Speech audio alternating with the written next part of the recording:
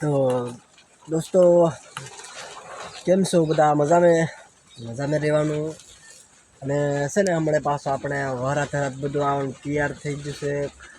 Complete આપણે ખેતીવાડી કરવું પડે ને ખેતીવાડી કમ્પ્લેટ નહીં કરીએ તો પછી આપણે વરાતને શું કરું આવા મેં આપણથી વિરાયની વીરવું તે છે ને આપણે બધી અઘરાઈ થઈ જાય અને આપણે જે ધાન વાવવું એ બધું ઉઘે નહીં.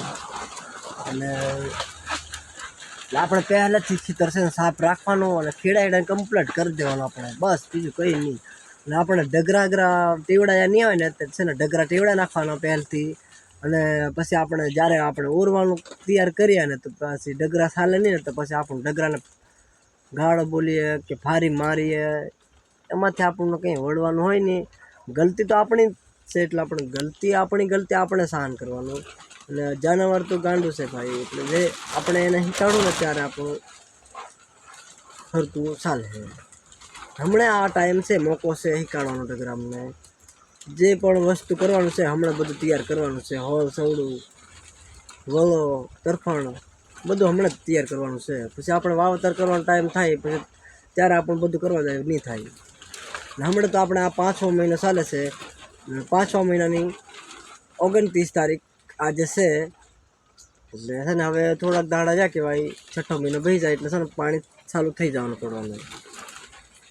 દોસ્તો એક તો મારે આ તમને મારો પ્રોબ્લેમ દેખાડું કે જ્યારે મેં વિડીયો બનાવું ને ત્યારે છે ને પહેલી ગલતી હિન્દીમાં બોલાઈ જાય અને બીજી ગલતી ગુજરાતીમાં બોલાઈ જાય. બસ બાકી તો પ્રોફિટ જ વિડીયો બનાવતા આવડે છે મને. ને મારે છે ને છેલ્લા હિન્દી ભાષા કાઢી નાખવાની છે અને આપણે આપણી આદિવાસી ભાષા બોલવાની છે દોસ્તો, બરાબર. મને એક ભાઈ મને કોમેન્ટ કરીને કહેતો હતો કે છે ને તું ગુજરાતી ભાષામાં ક્યારેક ભણાવે, ક્યારેક હિન્દી ભાષામાં ભણાવે, ક્યારેક આદિવાસી ભાષામાં ભણાવે. મારે હવે છેલ્લી ભાષા રાખવાની છે, એક જ ભાષા રાખવાની છે, આદિવાસી ભાષા રાખવાની છે દોસ્તો.